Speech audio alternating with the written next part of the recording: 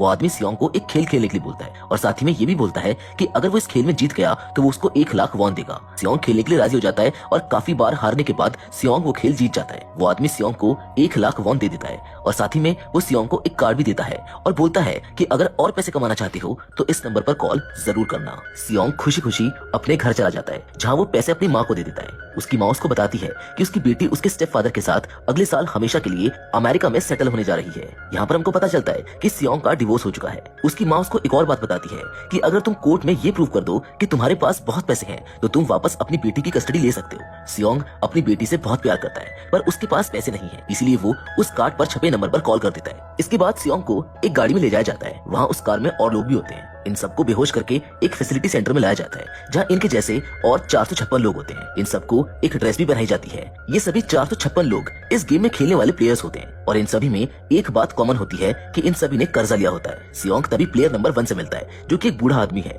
सियोंग उससे पूछता है कि क्या वो भी यहाँ पर पैसों के लिए आया है। वो बूढ़ा आदमी उसको बताता है कि उसको ब्रेन ट्यूमर है और अपनी जिंदगी के कुछ आखिरी दिन वो अच्छे से जीना चाहता है। तभी हम देखते हैं कि 2 प्लेयर्स आपस में लड़ रहे होते हैं जिनमें से एक लड़की होती है जिसका नाम सेब्युक है और दूसरा लड़का जिसका नाम जैंग होता है। सेब्युक वही लड़की थी जो सियोंग के पैसे चुराकर भाग गई थी। सियोंग उसको देख लेता है और पहचान जाता है और अपने पैसे मांगने लगता है। तभी वहाँ पर कुछ लोग आ जाते हैं जिन्होंने रेड जंपसूट और मास्क लगाए होते हैं। वो लोग सबको बताते हैं कि तुमको यहाँ पर कुछ गेम्स खेलने होंगे और जो भी इस गेम का विनर होगा उसको बहुत सारे पैसे दिए जाएंगे। इसके बाद सबसे कॉन्ट्रैक्ट पर साइन कराया जाता है जिसमें 3 रूल होते हैं कि कोई भी प्लेयर ये गेम छोड़कर नहीं जाएगा।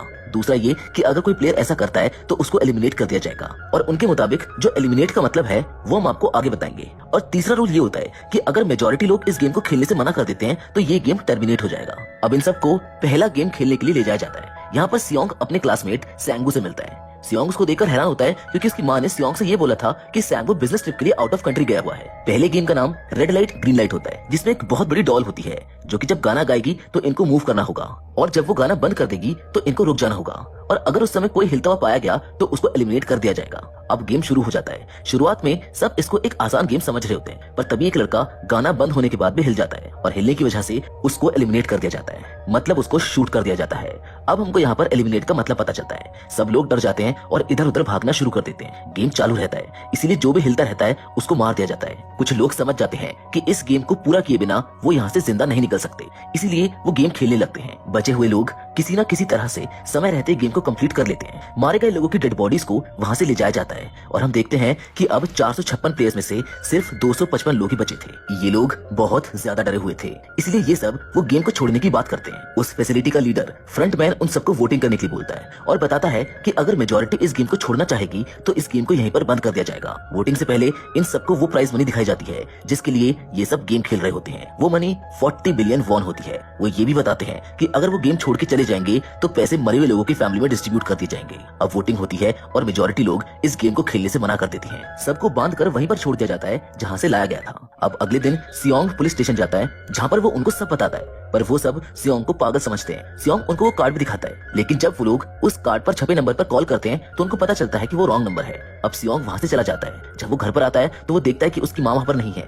अब आगे हमको कहानी में सैंगू को दिखाया जाता है जो कि अपनी माँ को छुपकर देख रहा होता है। तभी वहां पर सियोंग आ जाता है। सैंगू बताता है कि उसके ऊपर 6 बिलियन वॉन का कर्ज है।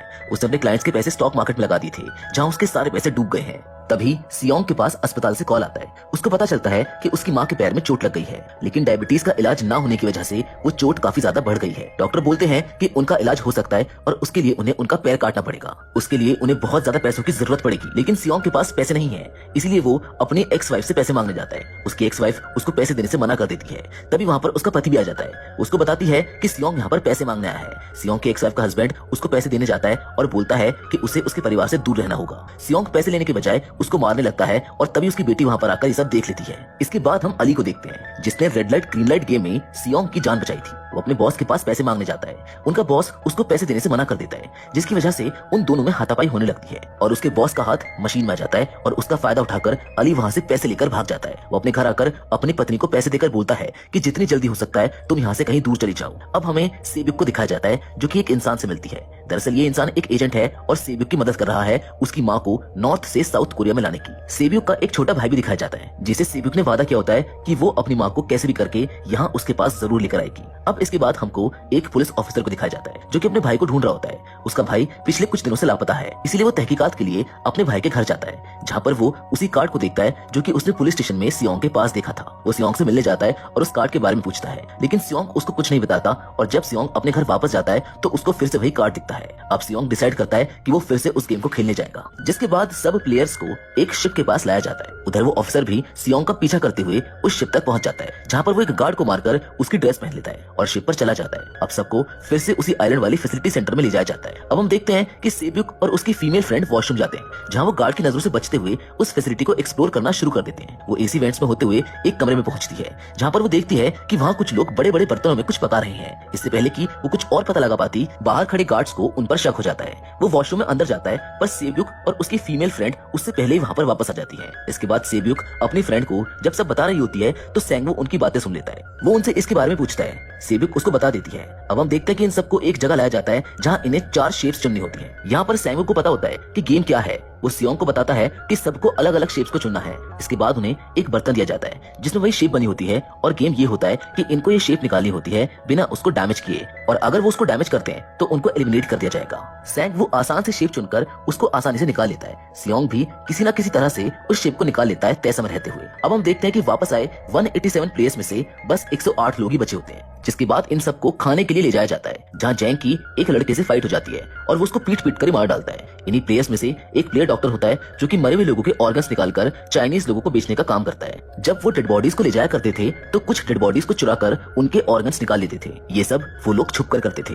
फ्रंटमैन जो कि फैसिलिटी को लीड करता था उसे इसके बारे में नहीं पता था। ये लोग डॉक्टर को बचाने के लिए पहले ही उसको आने वाले गेम के बारे में बता दिया करते थे ताकि वो बच सके। यहीं पर एक गार्ड डॉक्टर को बताता है कि आज हमने जानबूझकर प्लेयर्स को खाना कम दिया है जिससे ये सब आपस में लड़े और वीक प्लेयर्स गेम से आउट हो जाएं। अब हम देखते हैं कि सैंगवू सियोंग और उसके दोस्तों को बुलाकर बोलता है कि वो रिलैक्स रहें और कुछ भी उल्टा सीधा ना करें। उधर वो डॉक्टर जैंग की टीम में शामिल हो जाता है और वो उसको वो सब बता देता है जो कि गार्ड्स ने उसको बताया था। अब लाइट ऑफ हो जाती है और जैंग की टीम सबको मारना शुरू कर देती है। जैंग सेब्यूक को मारने जाता है पर तभी सियोंग उसको बचा लेता है। इसके बाद वहाँ पर गार्ड्स आ जाते हैं और सबको रोक देते हैं। अब हमको यहाँ पर पता चलता है कि बचे हुए 108 लोगों में से अब सिर्फ 80 लोग ही बच पाए हैं। अब इन सबको तीसरे गेम के लिए ले जाया जाता है जहाँ इन सबको 10-10 प्लेयर्स की टीम बनानी होती है। जैंग को पहले से ही गेम के बारे में पता होता है, इसलिए वो सेब्यूक की फीमेल फ्रेंड को अपनी टीम में लेने से इनकार कर देता है और वो सब लड़कों को अपनी टीम में रखता है। सैंगवू भी अपनी टीम बना लेता है। उन्हें एक प्लेयर की जरूरत होती है, इसलिए वो सेब्यूक की फीमेल फ्रेंड को टीम में शामिल कर देते हैं, जिसके बाद इस गेम के बारे में बताया जाता है। ये गेम टग ऑफ वॉर का होता है। उन्हें अपने सामने वाली टीम को खींचकर नीचे गिराना होता है। अब गेम शुरू हो जाता है और जैंग की टीम आसानी से इस गेम को जीत जाती है, जिसके बाद बारी आती है सैंगवू की टीम की। सब डरे हुए होते हैं क्योंकि इनकी टीम ज्यादा स्ट्रॉन्ग नहीं होती। तभी वो बूढ़ा आदमी जो कि प्लेयर नंबर 1 है इन्हें बोलता है कि मैंने अपनी जिंदगी में बहुत सारी टग ऑफ वॉर खेली है। वो उन सबको सही टेक्निक बताता है जिससे सैंगवू की टीम बहुत कोशिश करके वो टग ऑफ वॉर को जीत